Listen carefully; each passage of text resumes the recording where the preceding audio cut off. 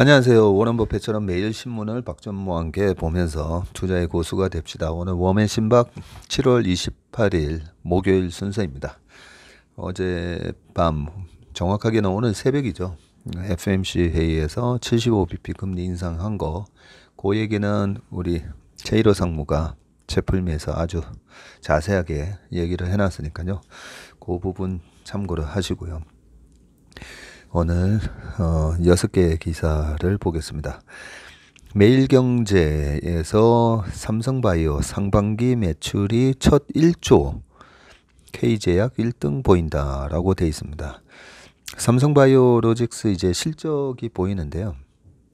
실적 보시면 여기 표에 2019년도에 7천억이었다가 2020년도에 1조 1,600억으로 2020년도에 이제 매출이 1조를 돌파했었네요. 근데 19년에서 2020년 넘어올 때 7천억에서 1조 1,600억이면 엄청난 성장을 한 거다, 그죠? 50% 성장을 했네요.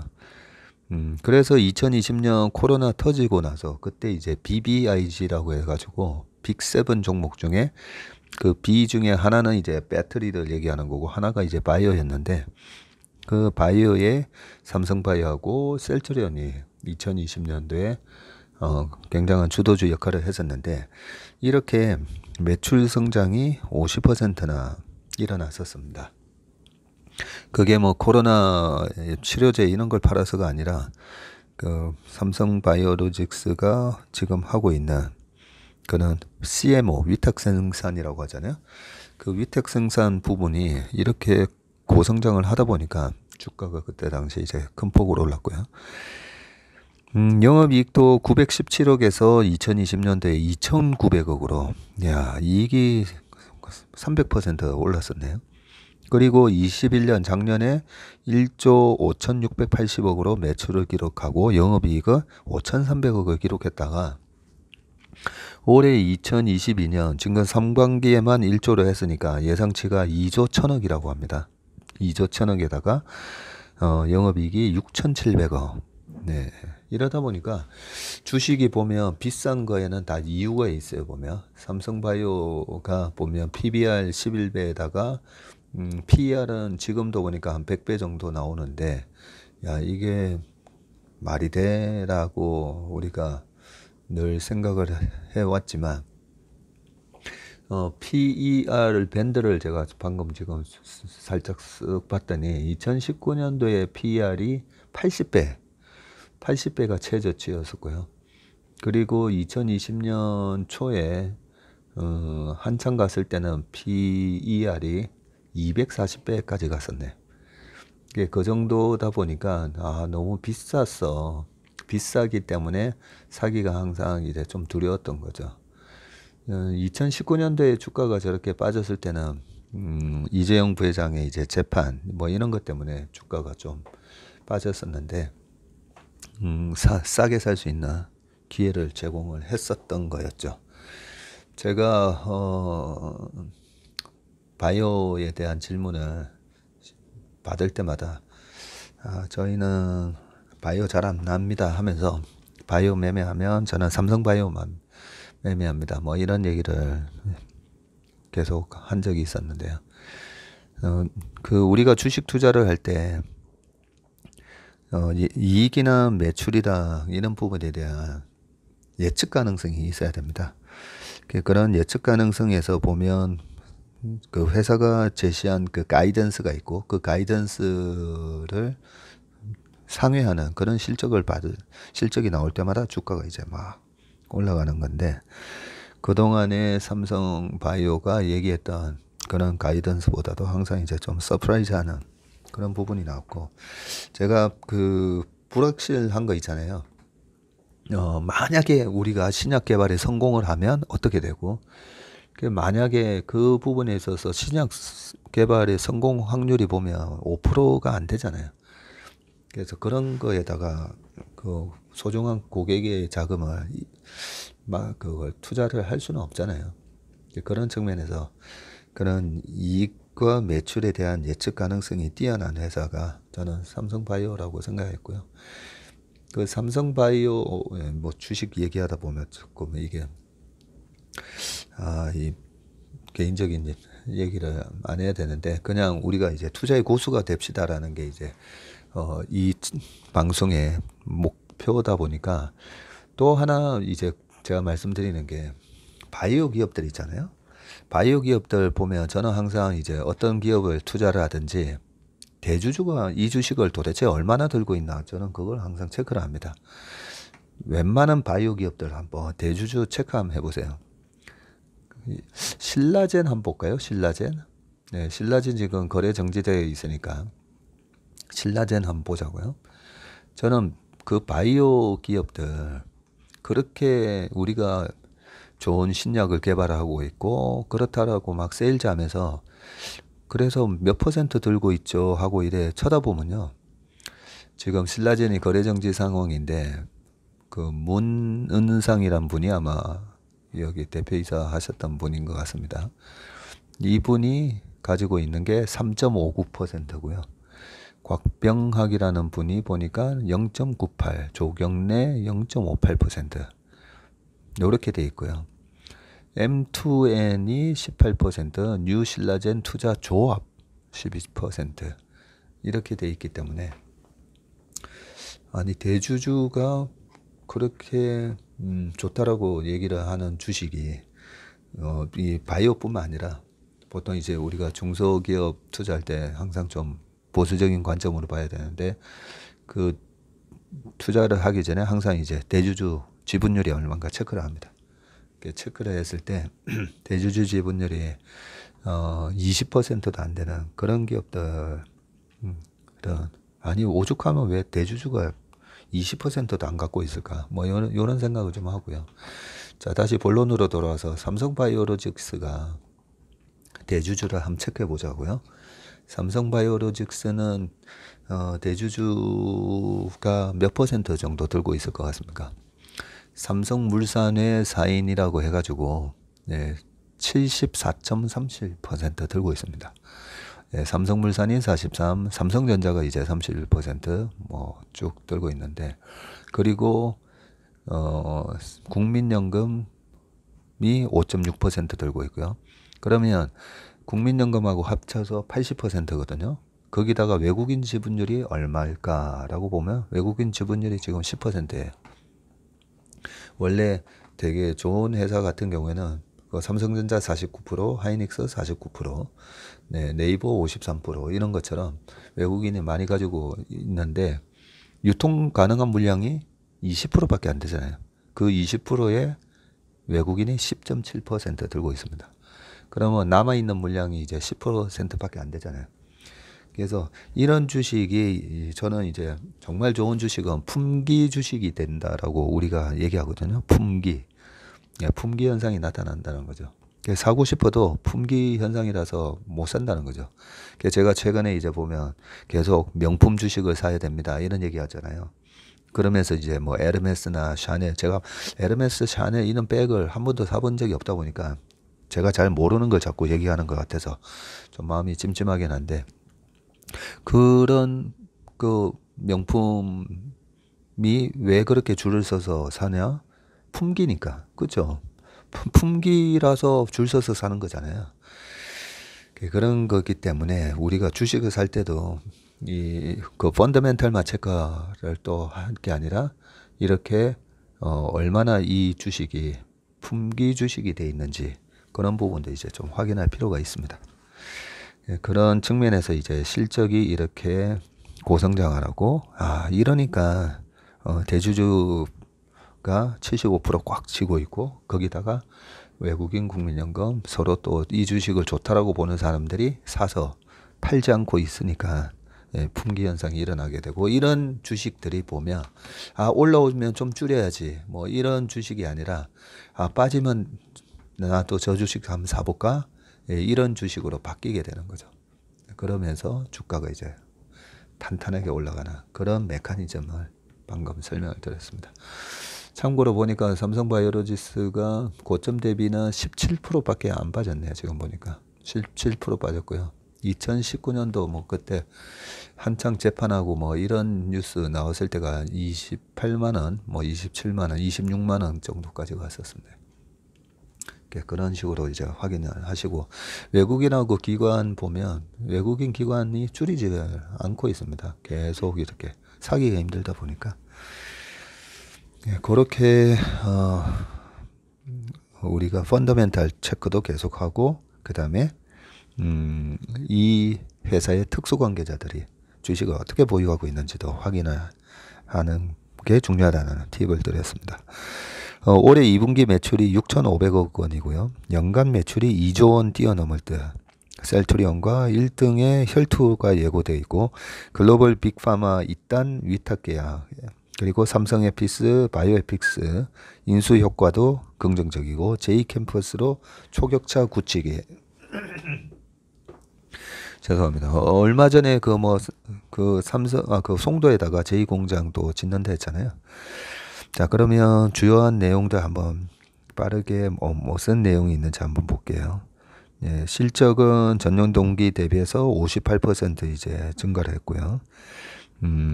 상반기 연결 기준 매출액이 1조 1627억이 있고요. 영업이익이 3460억이고요. 지난 4월 달에 이제 바이오젠으로부터 삼성 바이오 에피스 지분을 전량 인수를 했었네요. 그러면서 연결 대상 자회사로 이제 편입을 완전히 했습니다. 그때 한 50대 50 갖고 있었던 걸로 기억하는데, 바이오젠으로부터 삼성 바이오 에피스가 셀트리온이 하는 거랑 똑같은 바이오 시밀러를 하는 회사입니다. 이에 따라 인수 이후 시점부터 바이오 에피스의 손익을 합산해서 지금 연결 실적으로 발표하고 있고요. 이런 것도 보면 우리가 이제 물적 분할을 해서 새로운 주주의 투자를 받고 하다 보니까 기존 주주의 몫이 이제 다른 사람하고 나눠 갖는 거잖아요. 실적이 좋아지는 비즈니스, 장사가 잘 되는 비즈니스가 있으면 나 혼자 하면 유리하잖아요. 근데 실적이 좋고 계속 고성장을 할 것 같은데 다른 사람들한테 지분을 30% 주면서 7대3, 5대5 나눠 먹기 할까? 이게 말이 안 되는 거잖아요. 네, 그런 것처럼 잘 되는 비즈니스를 물적 분할을 해서 재상장을 하면서 다른 새로운 주주를 받아들이는 거랑, 지금 여기 삼성 같은 경우는 삼성 바이오 에피스의 다른 주주였던 바이오젠으로부터 아예 지분을 인수를 해가지고 그 자회사를 거의 뭐 100% 자회사로 만들어 버리잖아요. 이런 부분이 보면 이제 기존의 이제 주주 가치에 반대되는 현상이 나타나는 거죠. 네. 그러면 이제 올해 전체 전망이 이제 2조 1000억 정도 예상을 하고 있는 거고요. 영업이익이 6770억이니까 2019년도에 900억 하다가 6700억 이렇게 수익이 나면, 이런 걸 보면 과거 현대중공업이 2004년부터 2007년 8년까지 그 인프라 사이클에 있어서 완전 주도주 역할을 했었다고 말씀드린 적이 있잖아요.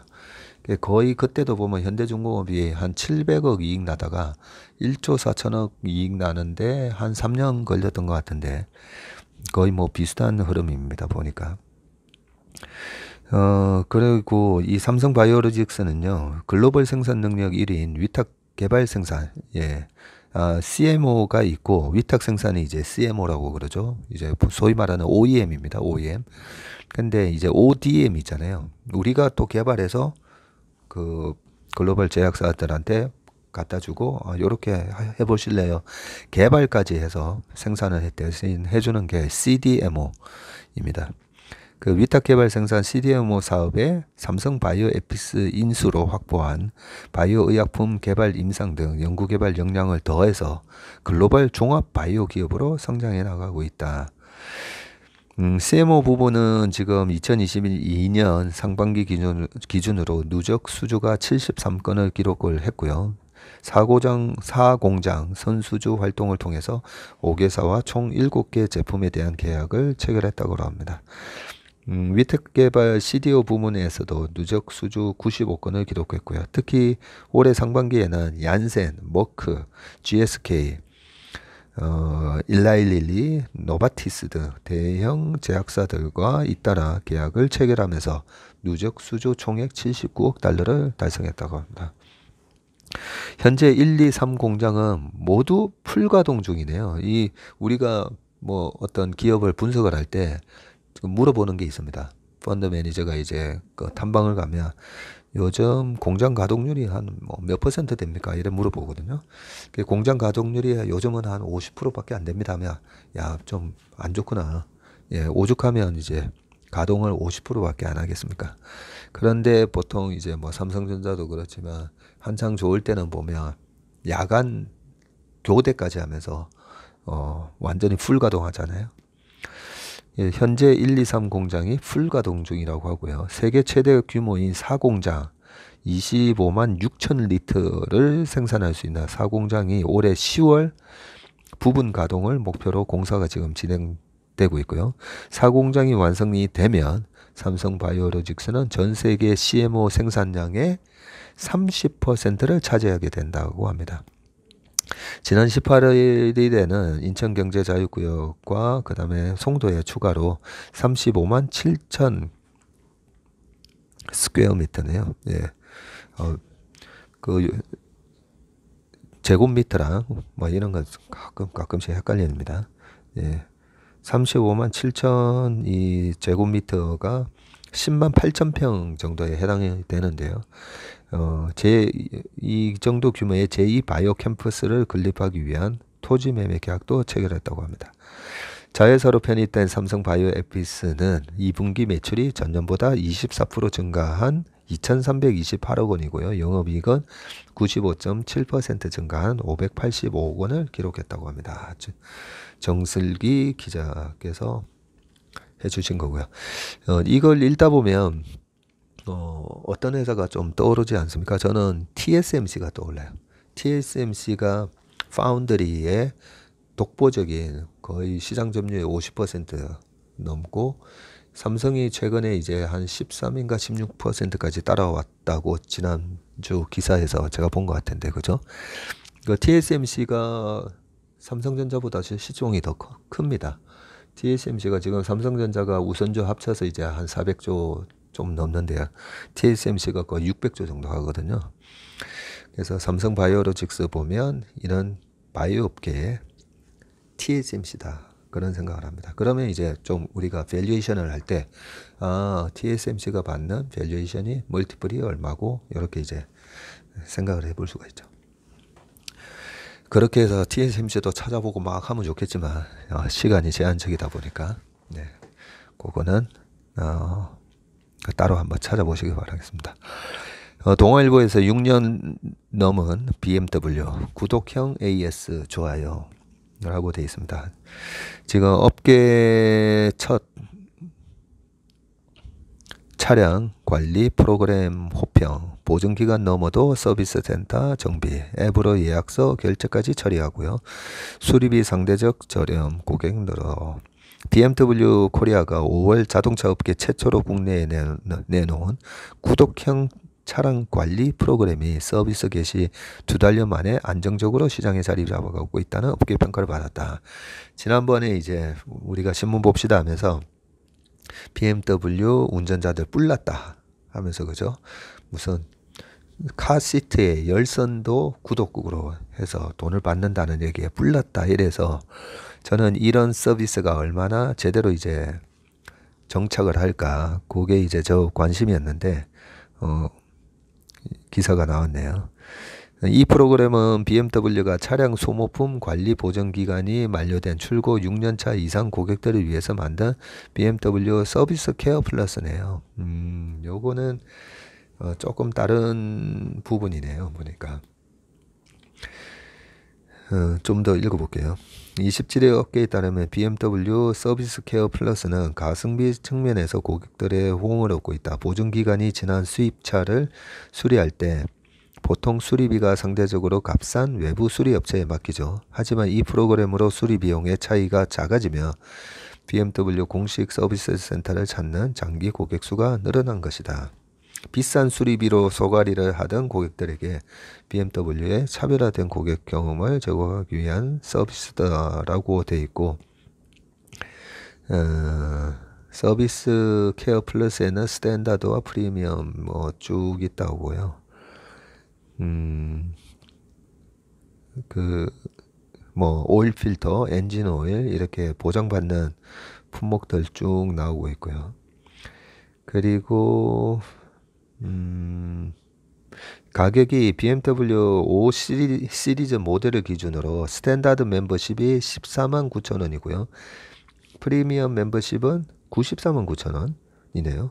옵션 항목인 파워트레인의 워런트는 출고 이후 6년 된 차량의 경우 569,000원이다 라고 하면서 이게 아마 연간 내는 돈이겠죠. 월 내는 돈이 아니라. 제가 생각한 그 구독 서비스랑은 조금 다른 개념이고, 원래부터 있던 그 워런트 프로그램에 있어서 6년이 넘어가면 이런 식으로 또 추가적으로 AS를 받을 수 있다. 뭐 이런 기사였습니다. 매일경제에서 이제 코카콜라, 하기스, 루이비통 가격을 줄인상이라고 타이틀이 있는데요. 전 세계 소비재 대표 기업들 원자재 값의 급등을 제품값에 전가시키고 있고, 아마존은 구독료를 더 받기로 했고요. 금리 인상 여파, 소비 여력 줄면 추가 가격 인상 제동 걸릴 수도 있다라고 하면서 오른쪽에 이제 사진이 나옵니다. 제품 가격 인상에 나선 글로벌 기업들, 유니레버 전년 동기 대비 11.2% 인상을 했고요. 추가 인상도 예고하고 있다고 합니다. 그리고 킴벌리 클라크가 2분기 9% 인상을 했고요. 코카콜라 올 들어서 5% 인상, 맥도날드 8에서 9% 인상, 치폴레가 올 1분기에 4% 인상을 했고 8월에 또 4% 추가 인상을 예고하고 있고요. 메타가 VR 헤드셋 퀘스트 2의 가격을 $100에 인상을 했다고 합니다. 아마존은 유럽 아마존 프라임 가격을 평균 31%나 인상을 하네요. 자, 중요한 거는 이렇게 가격 인상을 통해서 소비가 위축이 되고 이런 부분들이 이제 경기를 더 악화시키는 식으로 가는지, 그게 중요하잖아요. 글로벌 소비재 대기업들이 각종 원자재 가격 상승에 대응해서 제품 가격을 대폭 이렇게 인상을 했는데,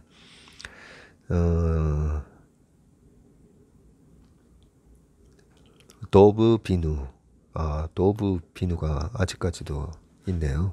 어릴 때부터 이 DOVE로 적혀 있는 그 흰색 비누 늘 사용했던 기억이 납니다. 그리고 벤 앤 제리스 아이스크림 등의 브랜드를 보유한 유니레버는 26일 이렇게 가격을 11.2% 이제 올렸다고 얘기를 했고요. 그리고 코카콜라 CFO가 미국뿐 아니라 전 세계적으로 수요가 증가하고 있다. 5% 올렸지만 계속 수요가 증가하고 있다고 합니다.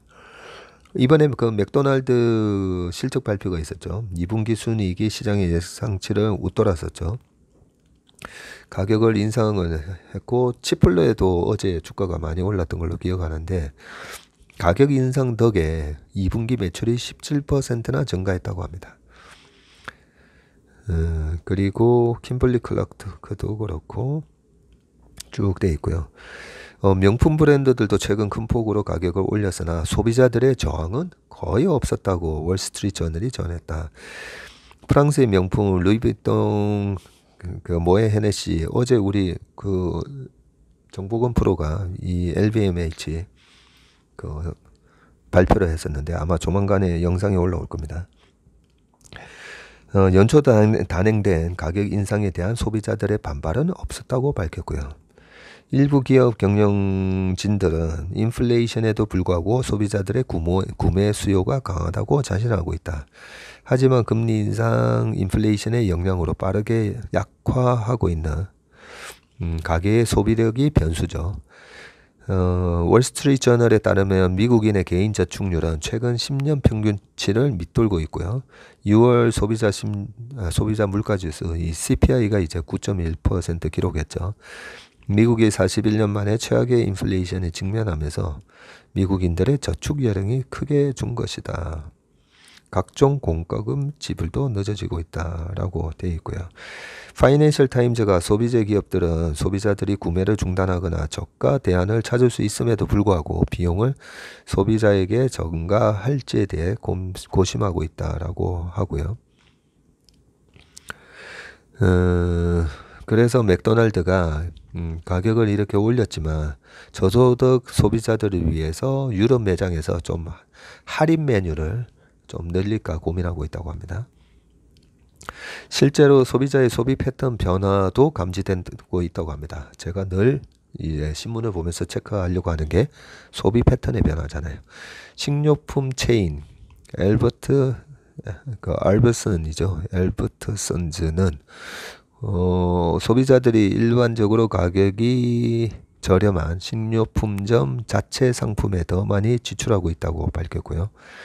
유니레버는 스페인, 이탈리아, 영국 등의 유럽 국가에서 자체 브랜드 PL 상품이 증가했다고 전했습니다. 또한 미국 소비자들은 미국 경기에 대해 점점 더 비관적으로 인식하고 있는데 이 컨퍼런스 보드에서 발표하는 7월 소비자 신뢰 지수가 6월 달에 98.4에서 2.7포인트 하락한 95.7을 기록을 했었죠. 이는 3개월 연속 이제 하락을 하고 있고 2021년 2월 이후 최저치라고 얘기를 하면서 이렇게 그 가격을 올렸어도 탄탄하게 소비가 유지되는 곳이 있고 하지만 전체적인 매크로 변수를 보면 약간 이렇게 또 경기 침체의 조짐을 보이고 있다. 뭐 이런 얘기였습니다. 워런 버핏처럼 우리가 신문을 보면서 투자의 고수가 되는 거니까 제가 자주 말씀드리잖아요. 인플레이션을 전가시킬 수 있는 제품을 만드는 기업을 워런 버핏은 산다. 예, 그 부분을 명심하시고요. 어떤 기업들이 이번 가격을 인상했는데도 가격 저항이 없는지, 그래서 고스란히 기업의 매출 증가로 이어지는지, 그런 부분들이 신문 기사를 통해서 우리가 잘 알 수 있습니다. 조선일보에서 부동산도 소비도 쌓이는 미 경기 침체 신호들이라고 돼 있고요. 경기 지표 악화에 미 증시가 하락을 했었죠. 미국의 경기 침체를 반영한 통계들이 속속 발표되고 있고요. 미국의 6월 신규 주택 판매는 59만 채를 기록해서 연율화한 겁니다. 코로나 이후 최저 수준으로 하락했다 라고 되어 있습니다. 그 주택 관련된 지표들은 되게 중요합니다.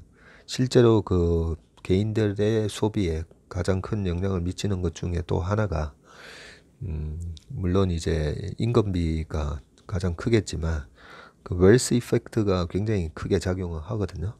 그래서 미국 사람들은 그 80% 장기 모기지로 그 집을 산다 했잖아요.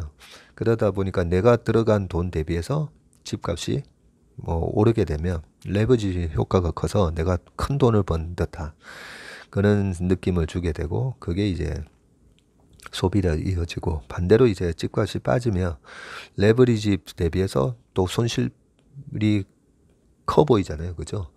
예를 들어서 이제 10억짜리 집을 내 돈 2억하고 모기지 80%로 해서 8억으로 샀다면 거기서 1억이 올라가면 50%돈 벌었네 이런 생각이 들 거고요.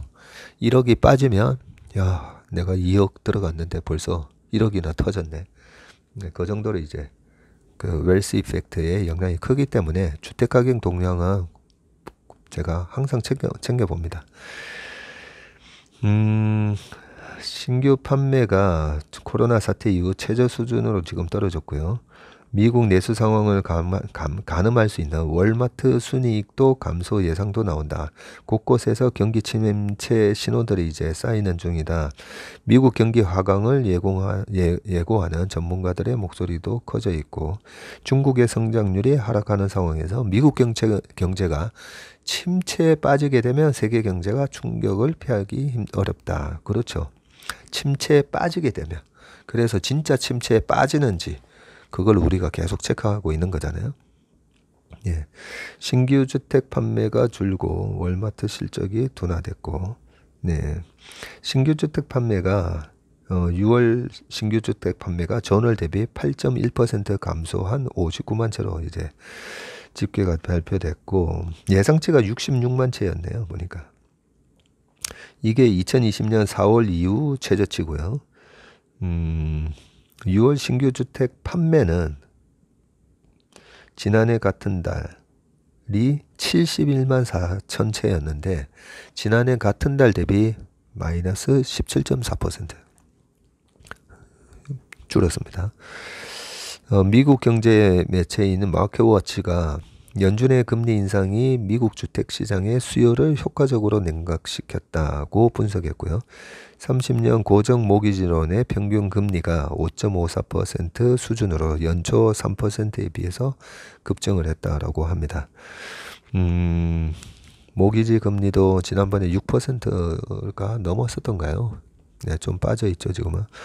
미국 최대 소매 판매 업체인 월마트 순이익이 떨어질 것으로 돼 있고,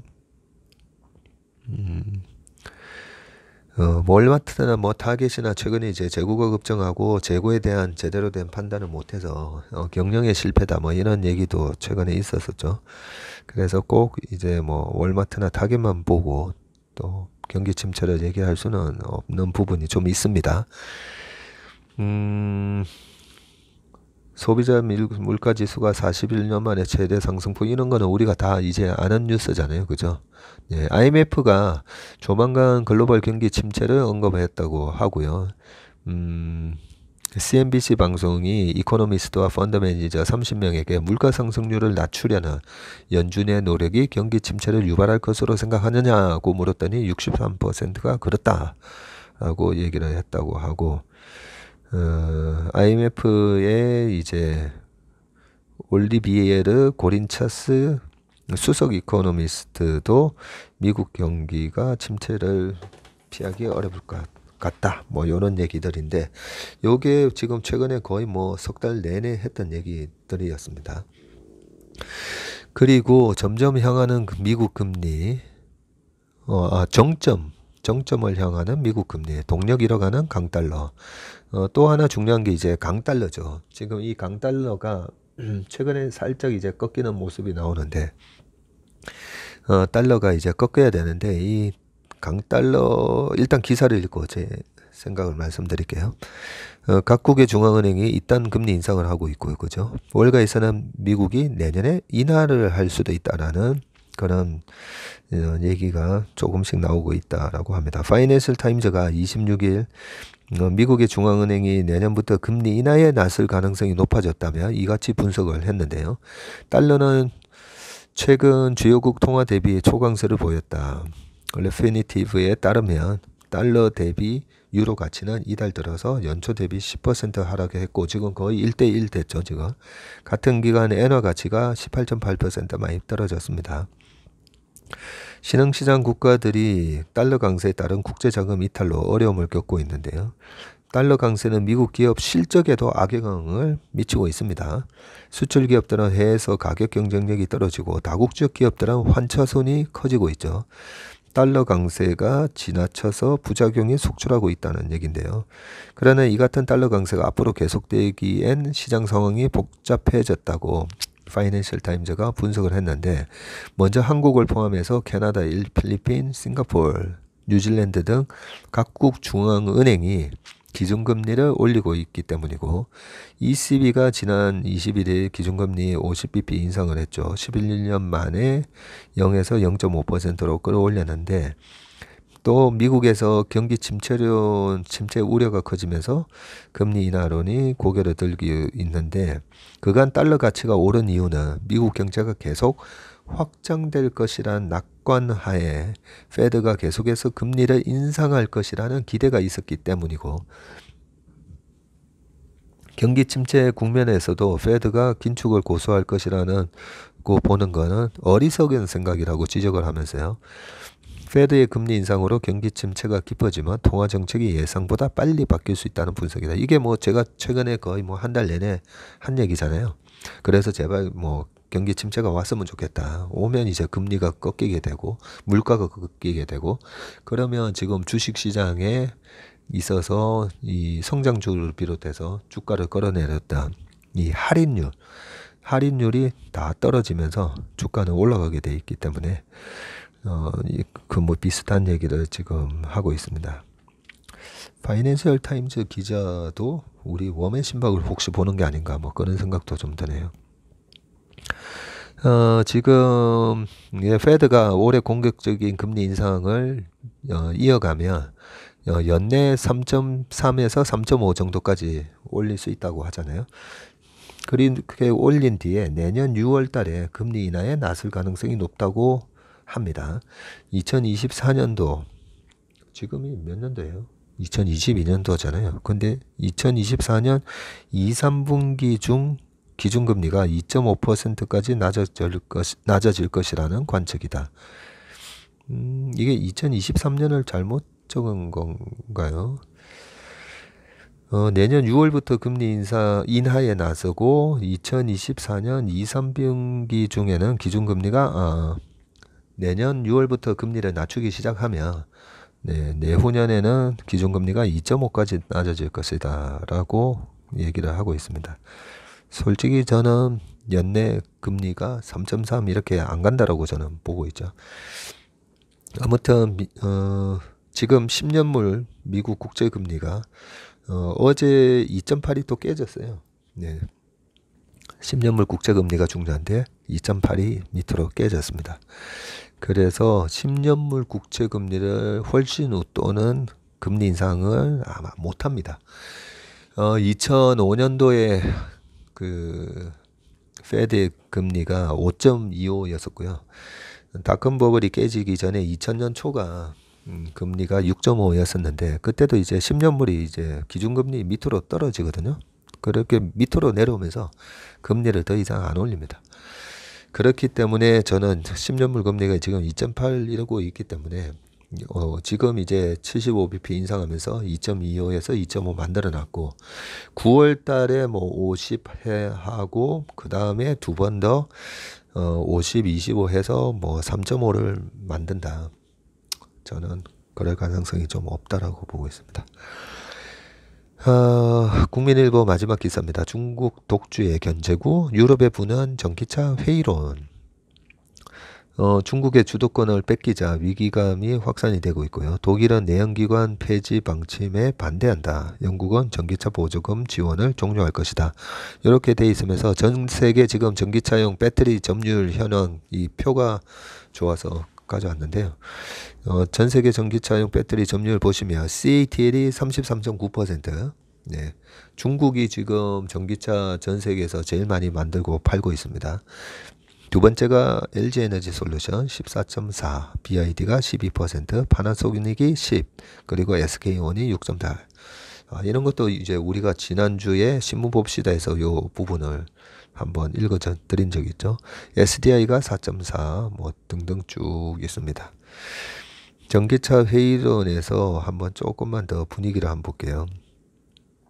전기차 대전환을 가장 강력하게 외쳤던 게 유럽인데요. 새로운 모빌리티 생태계를 빠르게 장악해 나가는 중국의 위기감을 지금 느끼고 있으면서 친환경에 집중하느라 산업 생태계를 급하게 바꿀 때 벌어지는 부작용을 뒤늦게 깨달았다는 지적이 나옵니다. 유럽이 보면 제일 친환경에 적극적이잖아요. 그죠? 크리스티안 린더너 독일 재무장관이 21일 베를린에서 열린 한 컨퍼런스에서 유럽연합은 2035년 내연기관차 폐지 방침에 반대한다. 2035년이면 아예 내연기관차 그 유럽에서 판매 못하게끔 하겠다고 했었잖아요. 이제는 한 13년 뒤의 일입니다. 그런데 이제 반대한다라고 이제 얘기를 한 거죠. 독일은 최대 한 6,000유로, 우리나라 돈으로 한 810만 원을 지원하던 친환경차 혜택을 내년에 4,000유로로 줄이기로 했다고 합니다. 독일만 이런 게 아니고 영국은 최근 전기차 보조금 지원 혜택을 종료했고 뭐 등등 쭉 하면서 이런 중국 업체의 강력한 부상에 독일이 보면 자동차 기업으로서는 뭐 전 세계에서 지금 토요타가 뭐 1등이라고는 하지만 이 폭스바겐 그다음에 BMW 벤츠뿐만 아니라 유럽의 많은 자동차 회사들 보면 자동차 왕국이었잖아요. 이런 부분이 이제 중국의 전기차, 그 다음에 테슬라, 미국의 테슬라 이런 게 이제 영향을 받을 것 같으니까 이런 목소리가 나오는 것 같습니다. 나머지 기사는 한번 읽어보시기 바라겠습니다. 7월 28일 순서는 여기까지 하겠습니다. 수고 많으셨습니다.